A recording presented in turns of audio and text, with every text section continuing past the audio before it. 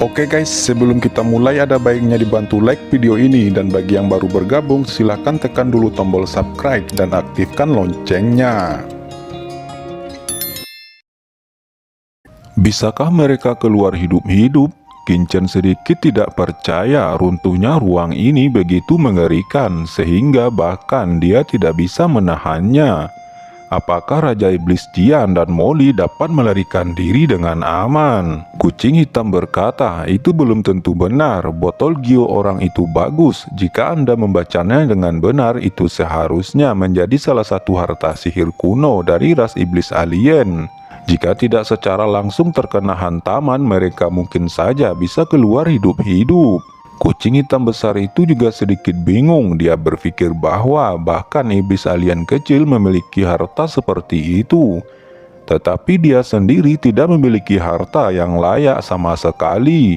Seperti yang diduga kucing hitam besar, ketika benua misterius ini runtuh, Raja Iblis Api Merah dan Molly buru-buru memasuki botol setan menelan langit dan menghilang ke dalam kehampaan. Pada saat ini di kedalaman alam Guyu, sekelompok manusia muncul, termasuk diantaranya Kaisar Bela Diri Emas, Fei Lao, dan Kaisar Hantu, dan sejumlah besar orang dari Balai Penegak Hukum yang telah melarikan diri lebih awal. Semuanya menyaksikan ledakan yang dahsyat itu dengan takjub. "Kincen!" teriak Chen Sisi tiba-tiba tampak gila. Dia ingin bergegas ke tempat ledakan terjadi, tetapi dihentikan oleh Kaisar Hantu. "Tuan Pantom, biarkan aku pergi. Aku akan menemukan Kincen. Lepaskan aku." Chen Sisi meraung kesakitan. Air matanya tidak bisa berhenti jatuh. "Cukup, hentikan!" teriak Kaisar Hantu menampar Chen Sisi, dan wajah putih Chen Sisi tiba-tiba membengkak. "Apakah kamu ingin menemukan Kincen itu? Baiklah, pergilah ke sana. Aku berjanji aku tidak akan pernah menghentikanmu lagi. Pergilah!" Ucap Kaisar Hantu memandang Chen Sisi dengan marah dan berkata dengan marah, "Apakah kamu pikir kamu sendirian yang dalam kesedihan ini? Lihatlah ke sekelilingmu. Kecuali kita berdua, berapa banyak orang yang selamat dari sekte setan hantu kita? Tidak ada, kecuali kita berdua, sisanya sudah mati. 100 murid lebih, semuanya mati sia-sia di sini. Salah siapa? Itu adalah salah iblis alien dan istana berkabut. Tapi ingat dirimu, kamu adalah pewaris masa depan sekte. Pikirkan tentang itu. Mengapa kamu bisa hidup? Itu adalah karena Kincen lebih suka menyelamatkanmu. Tidak ragu untuk masuk ke dalam energi darah dan lebih memilih mati di dalam agar kamu memiliki kesempatan untuk bertahan hidup. Tapi sekarang kamu benar-benar tidak menghargai pengorbanannya. Jika aku jadi kamu, aku harus bertahan. Terkadang saya hidup bukan untuk diri saya sendiri, tetapi untuk orang lain. Istana berkabut dan iblis alien, kita harus membalas mereka." Chen Sisi menatap kosong lalu memeluknya tiba-tiba dan mulai menangis. "Tuan Hantu," Sisi mengerti. Melihat adegan ini, Yu Qiansu panik. Dia mengguncang tubuhnya dan hendak bergegas, tetapi tiba-tiba dipegang oleh Jiruyu. "Qiansu, jangan. Jika Anda tidak ingin membunuh orang-orang di sekitar Anda, jangan pergi ke sana. Istana Misti dan Balai Penegak Hukum pasti akan menyelidiki apa yang terjadi di sini. Apa yang bisa kita lakukan sekarang adalah tidak menimbulkan masalah bagi Kincen. Jika tidak, orang-orang di sekitar Anda dan orang-orang di sekitar Kincen akan berakhir. Percayalah, dia akan baik-baik saja. Sudah berapa banyak bahaya datang, dia pasti memiliki caranya sendiri. Mungkin kita tidak tahu kemana dia pergi." Jiruyu berkata dengan sungguh-sungguh.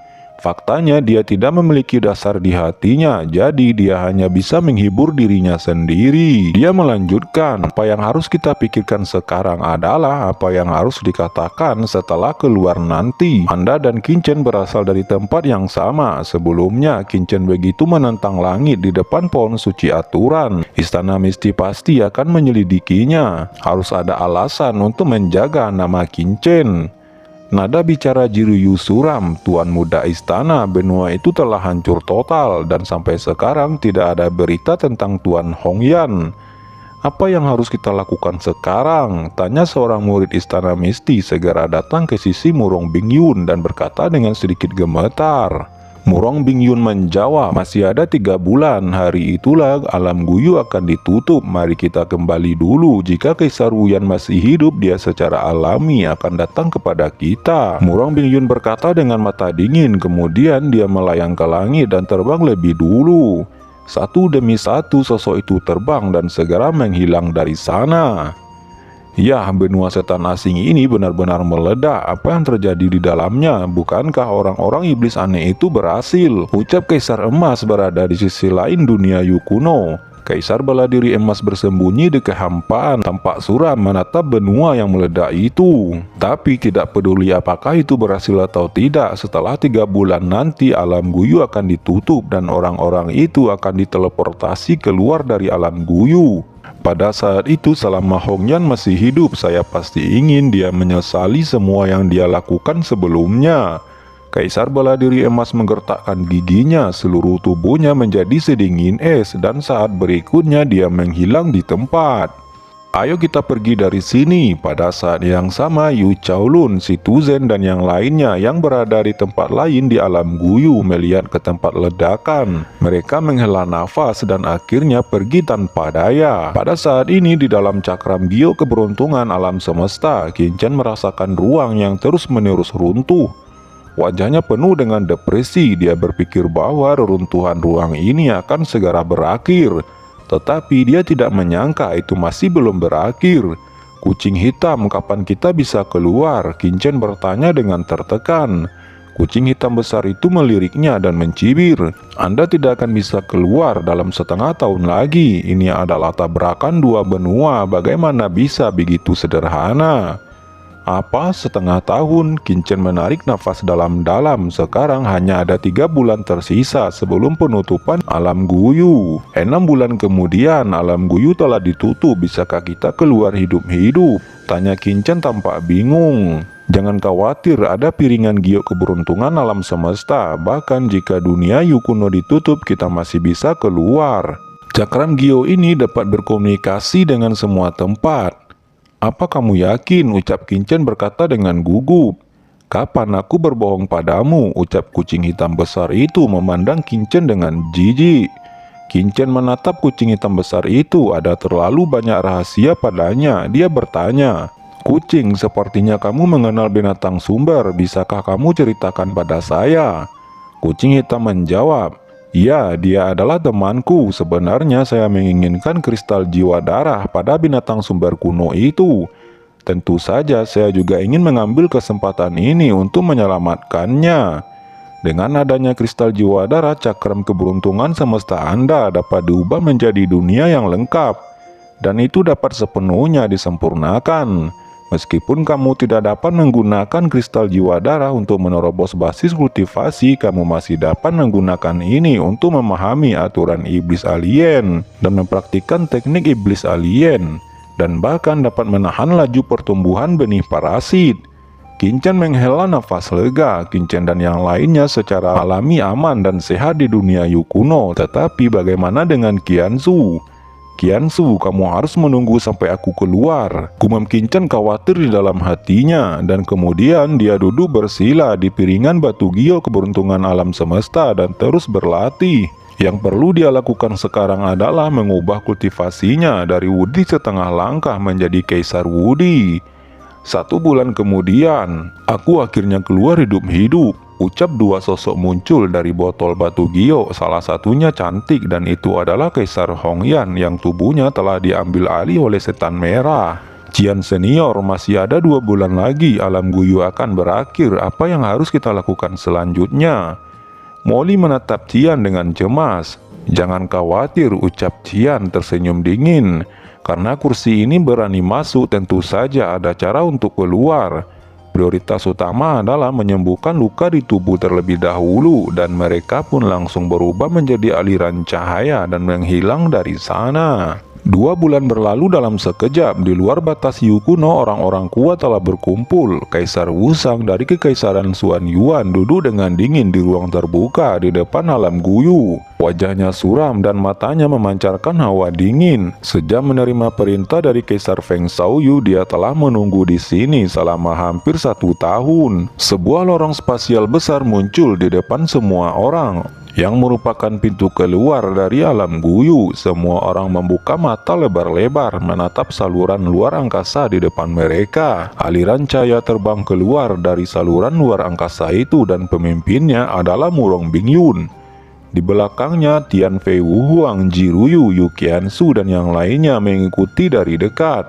Apa yang telah terjadi? Saya ingat para murid yang memasuki istana berkabut dan aula penegak hukum ada lebih dari 300 orang.